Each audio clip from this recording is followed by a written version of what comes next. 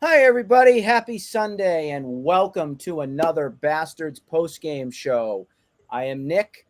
I am joined with our pool boy, head splash master himself, Brendan. How's the pool? Nick, the water's nice. The Red Sox coming in on a nice Saturday afternoon with a sunny sky. Summer Sox Sunday. Come out with a win against Kansas City Royals. I'll take it. I'm happy. The water's nice. 7-3. Life is I'm feeling good. good. I'm feeling good on a Sunday. Little wins. Little wins. Chris Sale was your starter today for KC against KC. I talked about this last night with you, with the not feeling confident with what Sale is going to give you. We almost had Sale depart in 4 2/3 innings, and he was not going to get a decision. Cora came out. I don't know what he did. Gave him a pep talk or something, kept him in the game, and allowed Chris Sale to get out of that 5th inning to get a win. I still expect more. I tweeted out and I said this was a baby step. It was a good step forward, but I still was expecting more length from Chris Sale. We need to get that over that hump. Throwing 100 pitches in 5 innings, to me, that's just not acceptable against the Kansas City Royals. That's just how my mind is at. Great that he got the win. It's a positive step into the right direction. But again, this is KC. I know that they absolutely slaughtered you on Friday night, but we did get 2 in a row. So we did take the series, which is a nice positive flight to a big series that begins tomorrow for Labor Day in Tampa, tomorrow afternoon, where the Red Sox will be facing the Tampa Bay Rays. Now, before we start diving into this team, please make sure we understand they are a completely different team the last time that we did see the Rays. I know that in their last 10, they're 7-3, as you said, Brendan, off the show. But this is a team that's had lots of injuries with a lot of their key pitchers. And then, of course, we know the Yonder Franco issue that's going on. Not issue, catastrophe that has gone on. It really is. That whole scenario, which is sickening. Somebody who works with kids and everything like that, that is just absolutely sick. Innocent until proven guilty, but he is not playing. He is away from the team until they find out exactly what's going on with that.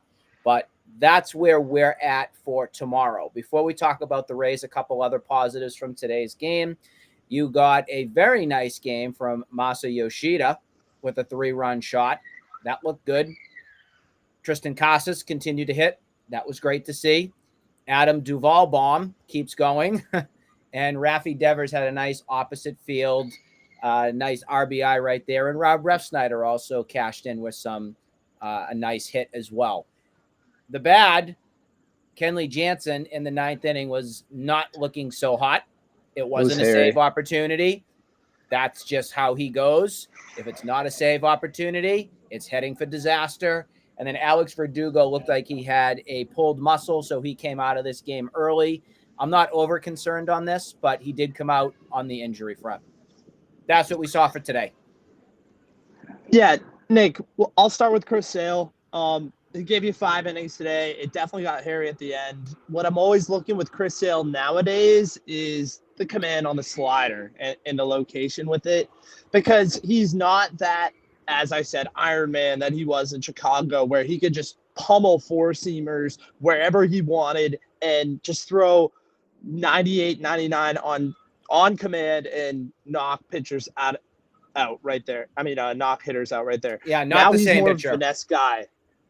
He had to adapt his game to become more of a finesse pitcher, adapt his changeup and his slider to take care of guys. And the slider looked pretty well. It looked pretty well. The big thing with Chris Sale on his slider is the outside and down slider that gets guys. He got, I think, 8 Ks tonight. Not too bad. Not too bad. 5 Ks. 5 Ks and 5 innings. That's it. He went 5 innings. He gave up no runs, 2 walks. 2 hits. 2 hits, 2 walks. And that's correct. Yep. 2 hits. Yeah. So not too bad out of Sale. I mean, you have that bullpen behind him with Schreiber, Bernardino, and Jansen. These guys, they're good pitchers. Jansen definitely was a little shaky tonight, of course, coming back. First game back, I'd say. Same with Bernardino after the COVID IL.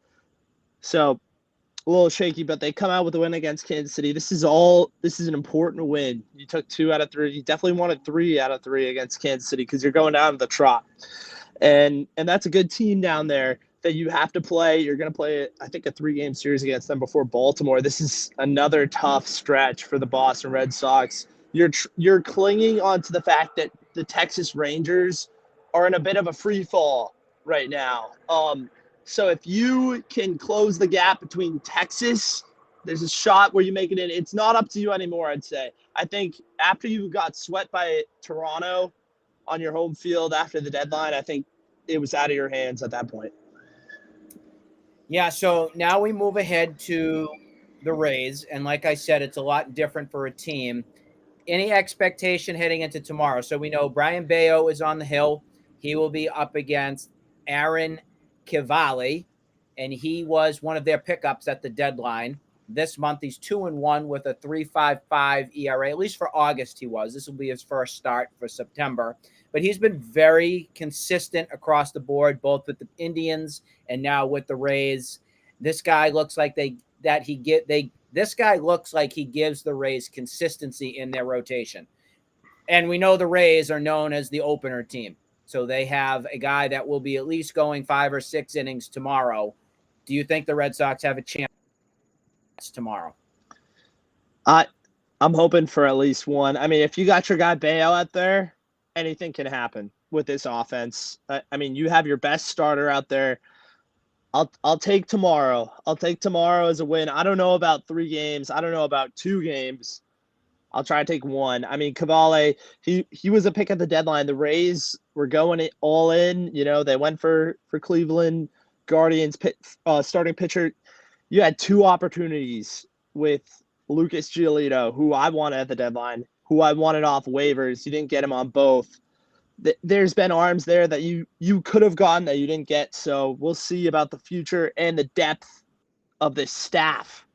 But as of now, I'll go with tomorrow. I think Bayo gives you 6 innings. I need Bayo to come out and give me 6, 7 innings tomorrow is what I need. I am nervous as all hell right now when it comes into the hands of the bullpen. I know that you said that you were relieved in a way that with Sale going at least 5, that you had your Schreiber, your Berardinos, your Winkowskis, your Chris Martins and stuff.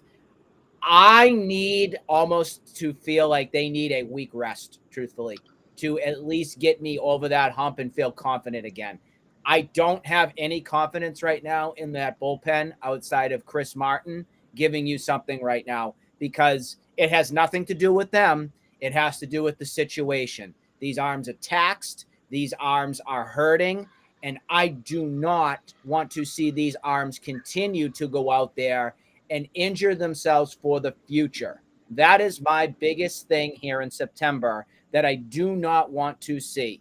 And it concerns me because if we're still in the hunt here and we're still trying to get us into, I don't know how it would be possible, but weirder things have happened, into a playoff position, you need your starting pitching to deliver.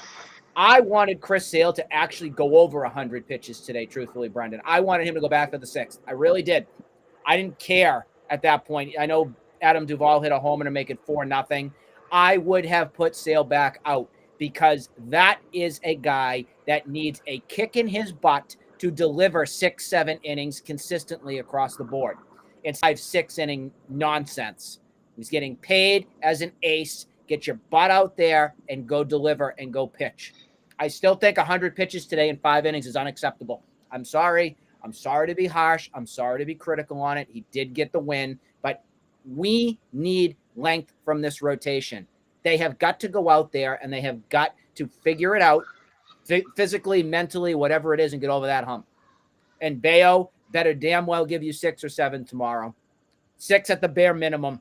I'll just put it at that. Well, Brendan, I'm going to let you continue to enjoy that pool over there. Hopefully, we will be able to talk about a nice victory tomorrow for the Rays. Again, it's an afternoon game. We will see you all again. Enjoy the rest of your Labor Day weekend. Adios. See you in the Trop.